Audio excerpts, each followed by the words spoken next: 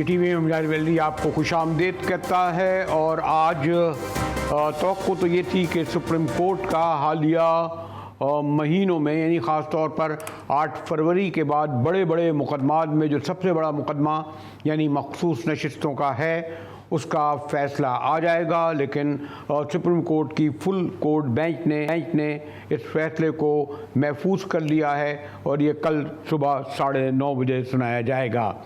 ये वो मखसूस नशिस्तें हैं जिसकी दावेदार तहरीक इंसाफ है और सुप्रीम कोर्ट ने इलेक्शन कमीशन का ये दावा था और कहना था कि क्योंकि इंतखाबी निशान तहरीक इंसाफ को नहीं मिला था, वो बल्ले के निशान से महरूम कर दिए गए थे, तो उनके तमाम आज़ाद उम्मीदवार थे।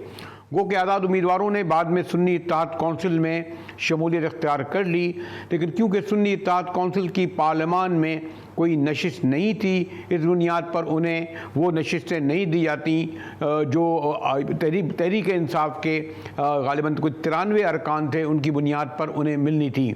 और यूँ कोई मजमूई तौर पर कौमी असम्बली की 22 और सूबाई असम्बलियों की 53 नशिस्तें थीं, यानी कोई 73। और यकीनन ये 22 कौमी असम्बली की नशिस्तें, मखसूस नशिस्तों का जो भी फैसला आएगा वो शरीफ हुकूमत के मुस्तकबिल पर इसलिए मुश्किल का बाइस होगा कि उस वो 2/3 अक्सरियत से महरूम हो जाएगी। हमारे साथ bureau chief senior journalist Sohail Iqbal Bhatti हैं। शुक्रिया सोहेल। आज ये तवक्को था और कुछ ये ख्याल किया जा रहा था कि मज़ीद ताख़ीर तक पहुँचाया जाएगा, लेकिन गालिबन अब प्रेशर इतना बढ़ा कि बहरहाल सुप्रीम कोर्ट की फुल बेंच अब ये फ़ैसला देने जा रही है और वो कल सुबह 9:30 बजे। तो मेरे ख़्याल में तो इस पर वो अगर मैं सादा ज़बान में कहूँ, बाज़ारी ज़बान में कहूँ, लोग शर्तें वर्तें लग रही होंगी इस वक्त के ये मखसूस नशिस्तें किसे जाएंगी, आइन कानून को कौन देखता है सोहेल?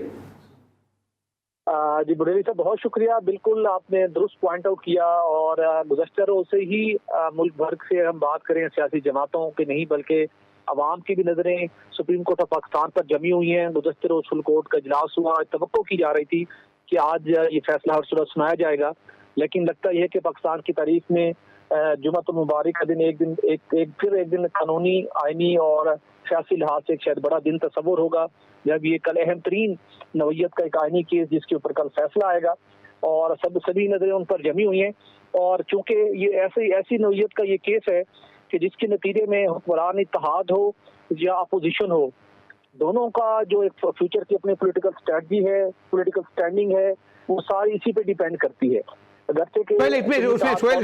सोहेल इसमें जो ज़्यादा मेरे ख्याल में बस जस्ट कंक्लूडिंग बात करूंगा क्योंकि फैसला आने वाला है, कुछ तौहीन के ज़मरे में ना आए। ज़्यादा सूरत दिलचस्प केपी में थी, यानी खुद ये मज़ाक़खेज़ बात थी कि केपी में JUI की 3 नशिस्तें और उसे 8 मखसूस नशिस्तें दे दी गई। पीपल्स पार्टी और ANP को भी 5-5 नशिस्तें दी गई। मेरा ख्याल बड़ा इंटरेस्टिंग जो केपी का केस है, क्या ख्याल है? बिल्कुल दुरुस्त, आपने दुरुस्त निशानदेही की। आपने देखिए मजमूई तौर पर तो 77 मखसूस नशिस्तें थी और जिसमें से 22 कौमी असम्बली की हैं और बाकी सूबाई असम्बलियों की थी। और इन मखसूस नशिस्तों की वजह से ही पूरा जो एक कौमी सूबाई असम्बलियों के अंदर एक तनासुब था हुक्मरान इत्तेहाद का या जमातों का या दीगर जमातों का, वो यकसर तौर पर तब्दील हुआ। जहाँ पे आपने खैबर पख्तूनख्वा की बात की, डेफिनेटली वहाँ पर JUI को जहाँ पे एक बहुत बड़ा माइलेज मिला, अगरचे कि वो पाकिस्तान तहरीक इंसाफ की इस वक्त जमहूरियत की बहाली और इलेक्शन के हवाले से इत्तेहादी है, लेकिन जब उनको नशिस्तों की बात की है तो वो कहते हैं नहीं कि नशिस्तों की तकसीम बिल्कुल दुरुस्त हुई और ये ऐसे ही रहनी चाहिए, यानी कि हुक्मरान इत्तेहाद के मौके से उन्होंने सुप्रीम कोर्ट ऑफ पाकिस्तान में हमायत की। जबकि दूसरी जानिब हुक्मरान इत्तेहाद हो, मुस्लिम लीग नून हो, पाकिस्तान पीपल्स पार्टी हो, वो जो कुछ करना चाहते हैं आने वाले दिनों में, कुछ आईनी तरमीम का मामला हो, और वो हैप्पी थे कि जैसे भी इलेक्शन के नतीजे आए अगरचे कानूनी हुकूमत नहीं बना सकी लेकिन जो इत्तेहादियों का कॉम्बिनेशन बना। ठीक है सोहेल इकबाल भट्टी साहब, क्योंकि फैसला महफूज हो गया है कल तक और ये मेरे बड़ा बड़ा अहम केस है। ये 22 कौमी असम्बली की नशिस्तें शरीफ हुकूमत को 2/3 अक्सरियत से महरूम कर देंगी। सूबों में भी इसके गहरे असर पड़ेंगे और इसके लिए आपको कोई 12-14 घंटे इंतजार करना होगा। ब्रेक के बाद ब्रेक की तरफ चलते हैं और वहाँ पीपल्स पार्टी के सीनियर रहनुमा हमारे साथ कायरा साहब होंगे, हमारे साथ रहिएगा।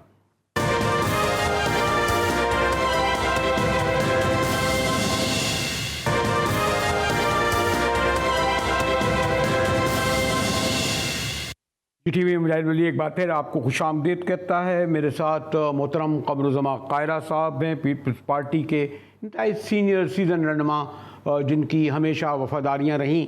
वरना तो हम देखते हैं कि सुबह को जो गवर्नर जो है वो अपनी बानी तहरीक के साथ बैठा होता है, शाम को जो है वो किसी जगह पे जाके प्रेस कॉन्फ्रेंस कर रहा होता है।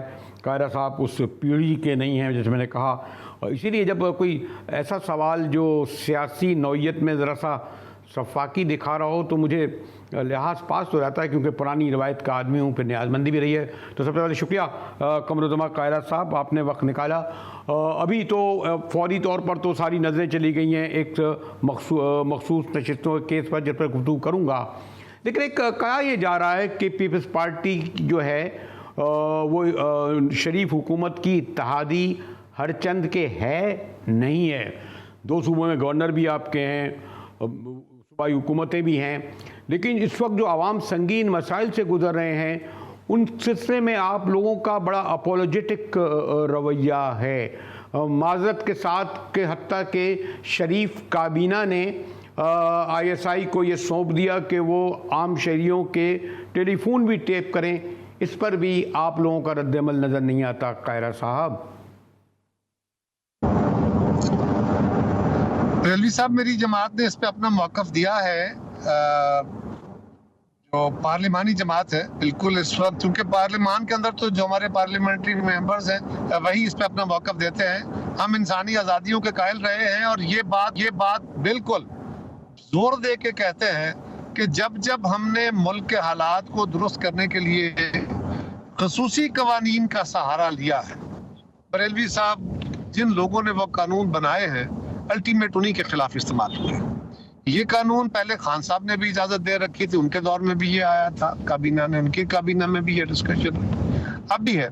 ये बात तो दुरुस्त है कि एक सेलेक्टिव सा आपको ये इख्तियार देना होगा, इसलिए नहीं कि हर आदमी की टो लगाई जाए, हर अपने सियासी मुखालिफ का रास्ता रोका जाए या उसको, लेकिन जिस पे शक है, अगर इंटेलिजेंस एजेंसी को आप ये भी इख्तियार नहीं देते, फर्ज करें मुझ पे उन्हें ये शक है और उनके पास कुछ शवाहिद आ गए हैं कि मैं किसी गैर मुल्की हुकूमत के साथ या उनकी एजेंसी के साथ मिला हूँ या पाकिस्तान में दहशतगर्दी या इस तरह के किसी काम में शामिल हूँ या मैं उनको सपोर्ट कर रहा हूँ, तो मेरा फ़ोन टेप करना या मेरी हरकत और सकनात पे नज़र रखना, ये अगर वो नहीं करेंगे तो सोर्स कैसे पकड़ेंगे?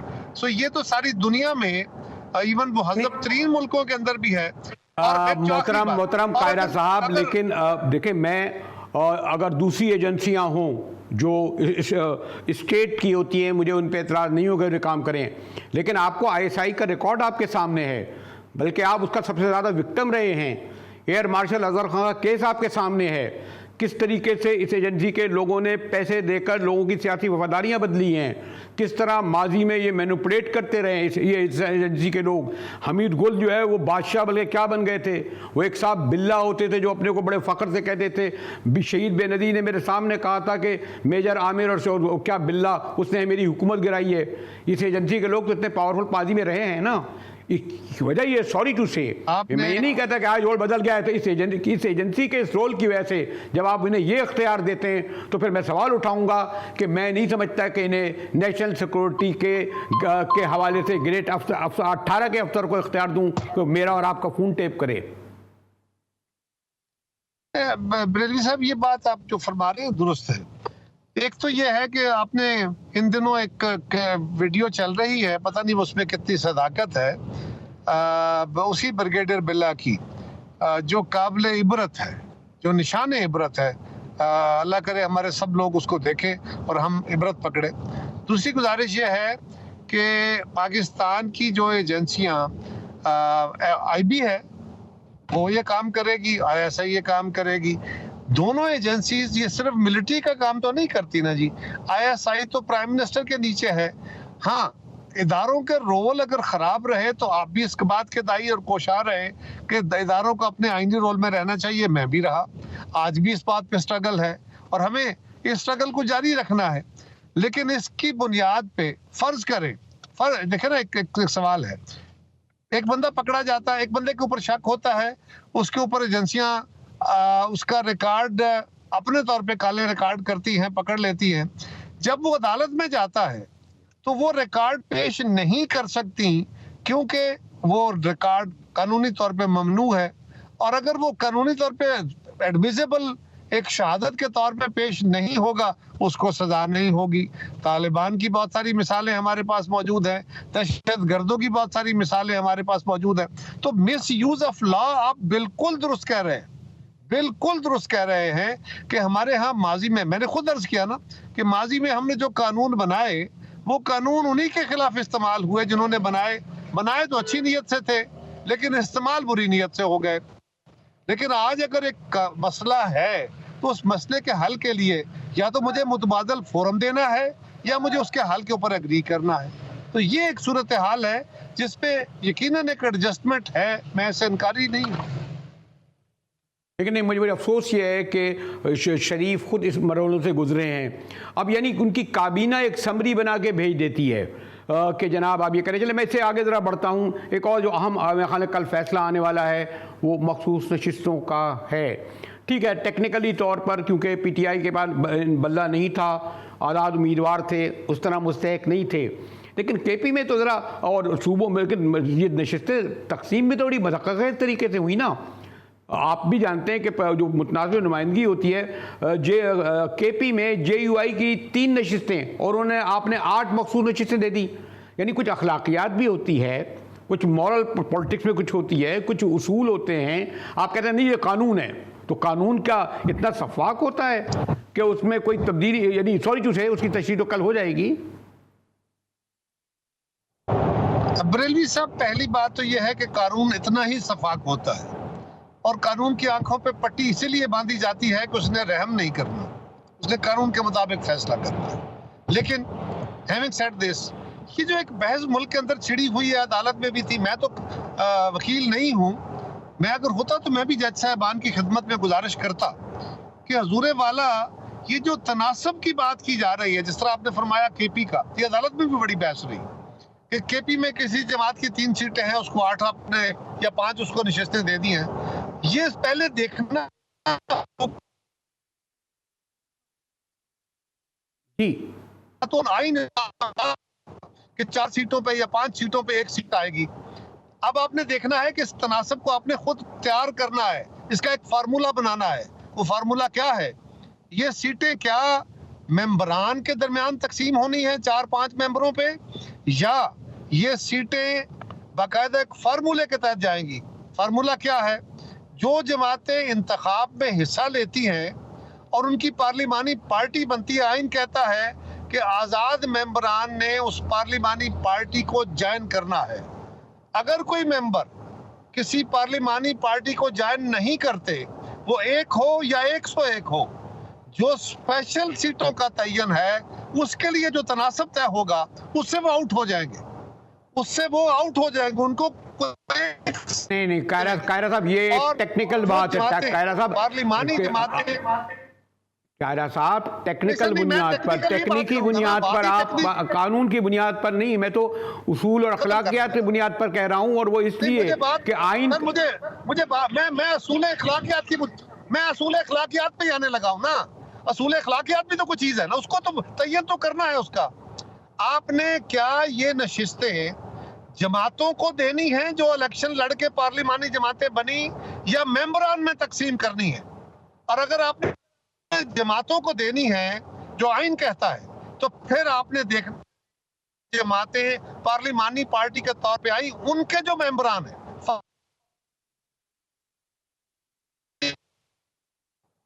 300, उसमें 100 आजाद मेंबर हैं, वो किसी जमात को ज्वाइन नहीं करते, और 200 मेंबरान हैं 20 जमातों के। किसी के पास 50 होंगे, किसी के पास 100 होगा, किसी के पास 10 होंगे, किसी के पास 2 होंगे। उनका तनासब देखना है कि क्या बनता है। और जो स्पेशल सीटों का तनासब है, फर्ज करें जमातों के तनासब आता है 50%, 20%, 5%, 2%, इसी तरह आपने इसी तनासब से वो स्पेशल सीटें तकसीम करनी है। 100 बंदा, और मेरी नजर में ये याद रखिए, मैं एक ऐसी बात करने लगा हूं जो आपको बहुत नागवार गुजरेगी। अगर फर्ज करें इस आइन और कानून की रोशनी में ऐसा वक्त आ जाता है कि असेंबली का सिर्फ एक मेंबर सिर्फ एक मेंबर किसी पार्लिमानी पार्टी से जीतता है, बाकी सारे आजाद जीत जाते हैं और वो किसी पार्लिमानी पार्टी को ज्वाइन नहीं करते। तो उस एक मेंबर वाली जमात को तमाम नशिस्तें चली जानी हैं, तमाम नशिस्तें। ये आइन है, क्योंकि जमातों को आपने देना है। ये इंडिविजुअल में हम कंफ्यूज हो रहे हैं कि असेंबली के मेंबर और सीटें या तो ये तय हो जाए कि 5 मेंबरों पे एक सीट, 3 मेंबरों पे एक सीट, 4 मेंबरों पे। इस इबाहम को दूर करने के लिए मेरे तो बहुत सीनियर हैं, आपके साथी हैं, बहुत पाए के वकील हैं, पार्टी में चौधरी एहतियात हसन ने कहा कि जनाब मैं सोशलिस्ट पार्टी में जाता हूं, मैं कहता हूं मैं सोशलिस्ट पार्टी में हूं, मेरे 30 अरकान उसमें चले जाते हैं। कौन रोक सकता है अगर मैं पार्लियामेंट में जाके कहूँ मैं सोशलिस्ट पार्टी में हूँ, ये अरकान सोशलिस्ट पार्टी के हैं? ये चौधरी एहतियात हसन कह रहे थे हमसे अभी 2 दिन पहले मेरे प्रोग्राम में। वो कहते हैं आप कैसे रोकेंगे किसी को? मैं अर्ज करता हूँ किसी को नहीं रोक सकते आप। आपको हक हासिल है, आप उन जमातों के मेंबर बन सकते हैं जो इलेक्शन कमीशन के पास रजिस्टर्ड है। आज ये लोग ये सुन्नी इत्तेहाद को ज्वाइन ना करते, ये कहते हैं सोशलिस्ट पार्टी तो रजिस्टर्ड है, सोशलिस्ट पार्टी वो कह रहे हैं रजिस्टर्ड है, भले उसके बाद नशिस्तें हो या ना। मैं कहता हूँ मैं सोशलिस्ट पार्टी में हूँ, मैं नहीं कह रहे, चौधरी साहब कह रहे हैं। नहीं, ऐसा नहीं है, ये गलत इंटरप्रिटेशन है। दुरुस्त इंटरप्रिटेशन क्या है मेरे ख्याल में वो ये है कि मैं किसी भी जमात को ज्वाइन कर सकता हूं, लेकिन इलेक्शन के बाद जो जमातें रिटर्न्ड जमात के तौर पे भले एक सीट के साथ आए, वो अपनी पार्लिमानी जमात बनाती हैं।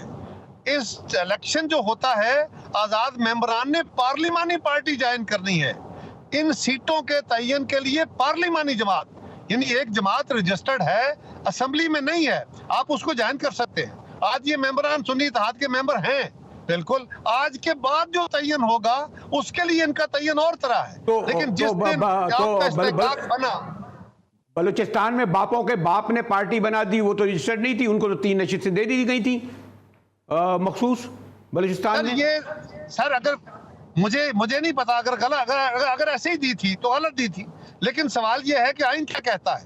आइन कहता है कि पार्लिमानी जमात, और आपको याद है ना काफ लीग की सूरत में सुप्रीम कोर्ट ने बाकायदा जजमेंट दी थी कि पार्टी अहम नहीं होती, इलेक्शन हो जाने से पहले पार्टी फैसले करती है और उसके बाद पार्लिमानी पार्टी ने फैसले करने हैं तमाम वोट्स के, तमाम प्रोसीजर के।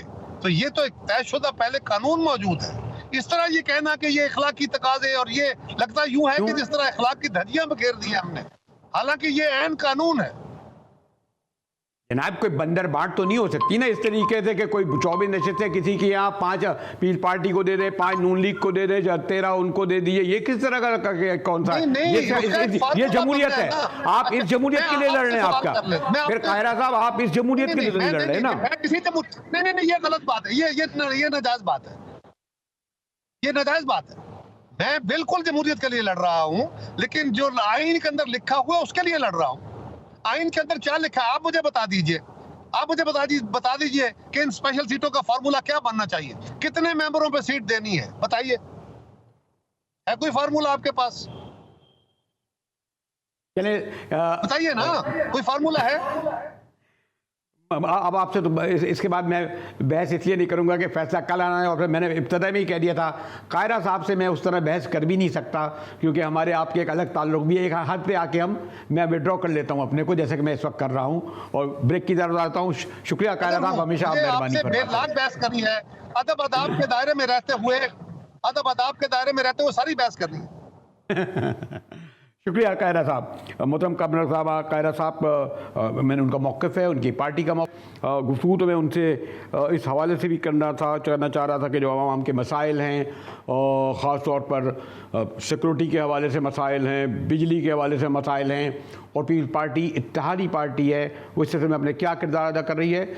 लेकिन आपने देखा कि रास्ते में थे, लेकिन कायरा साहब का मौक़िफ़ आपके सामने आया। और ब्रेक के बाद आऊँगा तो एक बहुत ही संगीन, जी हाँ, ओवरसीज़ चैम्बर ऑफ कॉमर्स ने एक बड़ी संगीन तशवीशनाक रिपोर्ट दाखिल की है, जिसमें उनका कहना है कि जो गैर मुल्की सरमायाकार कम अज़ कम वही 200 हैं, वो पाकिस्तान में सिक्योरिटी की सूरत हाल के हवाले से सख्त तशवीश में मुब्तला हैं। गुफ्तगू करेंगे एक ब्रेक के बाद, हमारे साथ रहिएगा।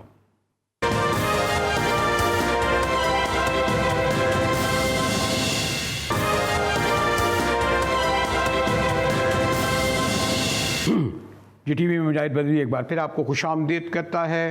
एक बड़ा मोतबर इदारा है overseas investor chamber of commerce, उसने एक सर्वे जारी किया है जिसमें कराची, बलूचिस्तान बल्कि मजमूई तौर पर मुल्क में सिक्योरिटी की सूरत हाल पर इंतहाई तशवीश का इजहार किया है।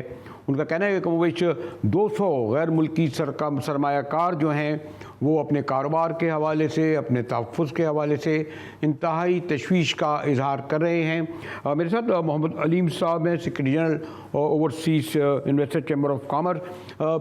मैं देख रहा था आपका ये सर्वे और रिपोर्ट। अलीम साहब, ये तो संगीन है और बहुत तशवीशनाक है। तो क्या सूबे के वज़ीर आला और प्राइम मिनिस्टर भी आते रहते हैं कराची, क्या उनकी तवज्जो उस तरफ आपने दिलाई? फिर रेंजर्स है, IG हैं, यानी मुताल्लिक़ा सिक्योरिटी के इदारे क्या इस बात से वो आगाह हैं कि गैर मुल्की सरमायाकार जिनके सबब इस वक्त आपका बहरहाल हमारा कर्ज़ों भी तो मुल्क चल रहा है ना, वो इस तशवीश का इजहार कर रहे हैं? अलीम साहब।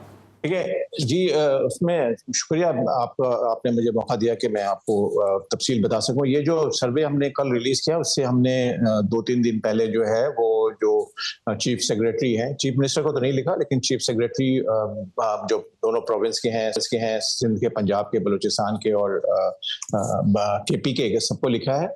और हमने IG पुलिस और DG रेंजर्स उनको भी लिखा है। और हमने नकवी साहब जो ओवरऑल इंटीरियर मिनिस्टर हैं गवर्नमेंट ऑफ पाकिस्तान के, उनको भी हमने ये सर्वे भेजा है। इसमें खैर वो तो पता चल जाएगा, लेकिन आपने जो बात कही है वो सही है कि ये हमारा सर्वे इतना खराब पहले नहीं आया कभी।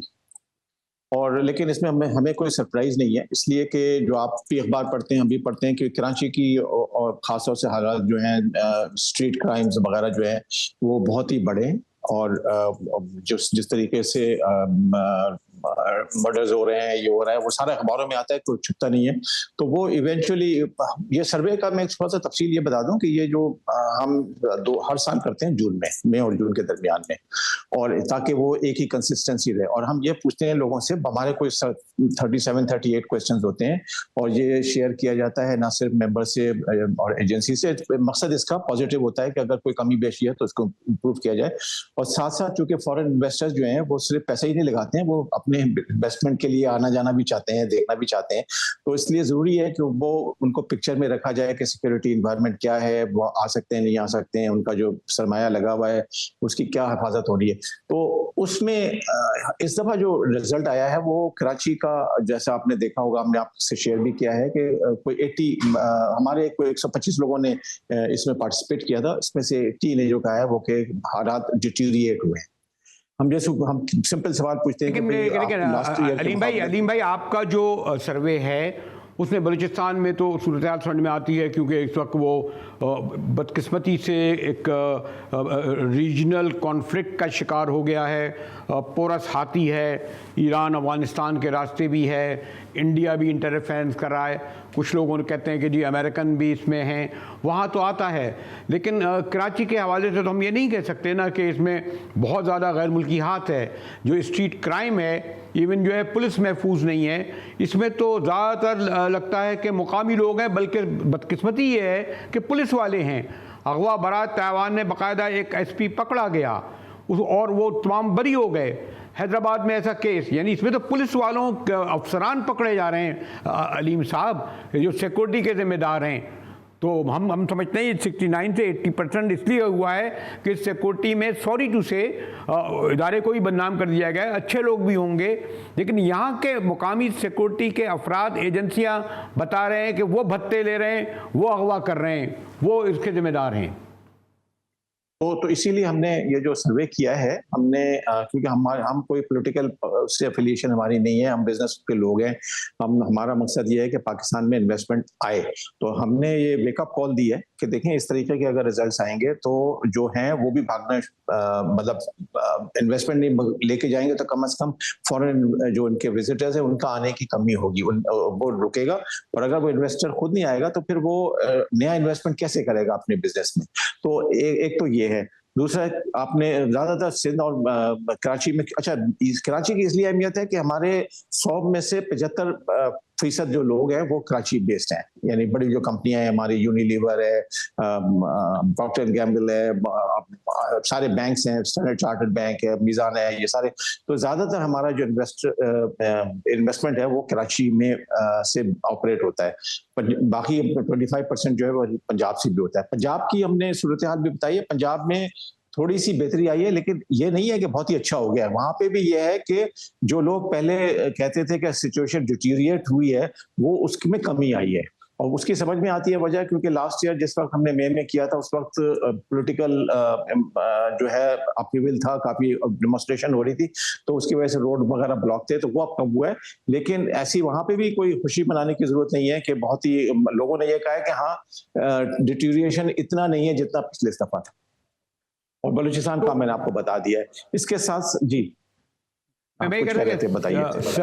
आपने सर्वे दे दिया और बाकायदा, क्योंकि आपका एक मोतबर इदारा है और 69 से बढ़कर आप कह रहे हैं कि 80% ख़राब हुआ है 23 के मुकाबले 24। तो इसीलिए मैं कह रहा था कि इसमें तो बराह रास्त तो यहाँ जो 26,000 तो रेंजर्स के लोग हैं, इसी तरह 22,000 पुलिस के लोग हैं, तनख्वाहें ले रहे हैं, गाड़ियाँ हैं, मोबाइल हैं, मॉडर्न असला है, सूबे का वज़ीर-ए-आला, सूबे का बाप और ये जिम्मेदार हैं, तो आपको उनसे बराह रास्त मिलकर कंसर्न करना चाहिए ना इस पे।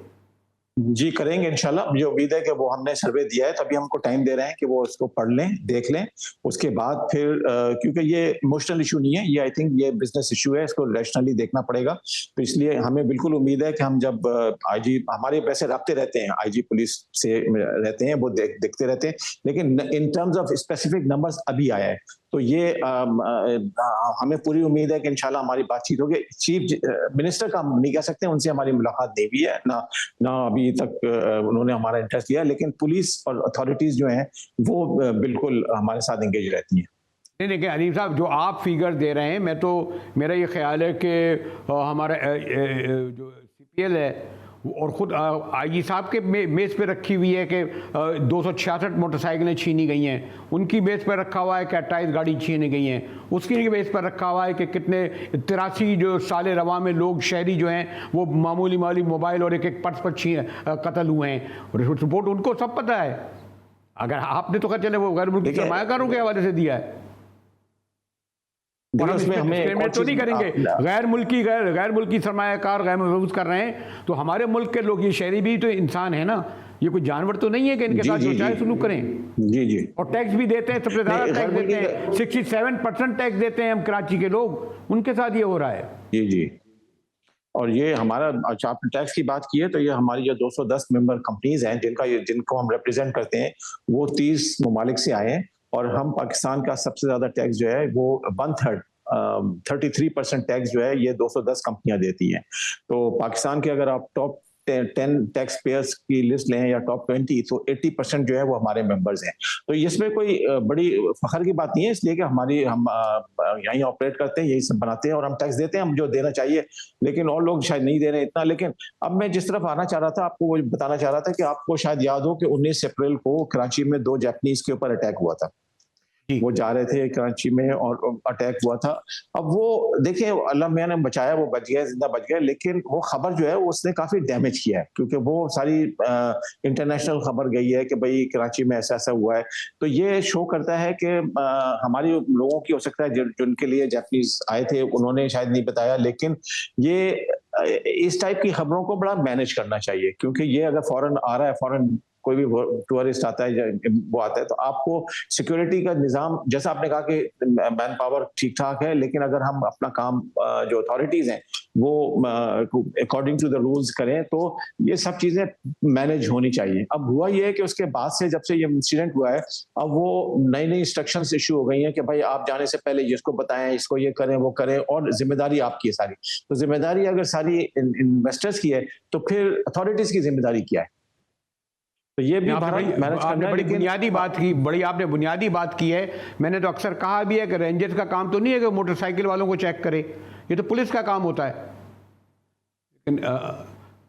सॉरी टू से जी जी आपकी रिपोर्ट बहुत ही इनको जो है ना वेकअप कॉल है, और शायद सूबे शायद नहीं बल्कि यकीन से कह सकता हूँ, क्योंकि शाह साहब को मैं थोड़ा ज़ाती तौर पर भी जानता हूँ। वो बड़ी कोशिश करते हैं, मेहनत करते हैं कि सूबे में रखें, लेकिन हमारे यहाँ बदकिस्मती से करप्ट तरीन इदारों की जो फहरिस्त है उनमें सर फहरिस्त आता है, और असल अमन व अमान का ज़िम्मेदार तो पुलिस ही होती है ना इकराम साहब। तो उम्मीद रखें और आपकी इस रिपोर्ट को वहाँ तक पहुँचे जिसके ज़रिए आप लोगों का खौफ ख़त्म हो, सरमायाकारी नहीं आएगी तो यकीनन कराची के लोगों का ही नुकसान होगा। शुक्रिया आपने मोहम्मद अलीम साहब हमें काला। इसके साथ ही GTV से मुडायर बिल्ली को इजाज़त दीजिए।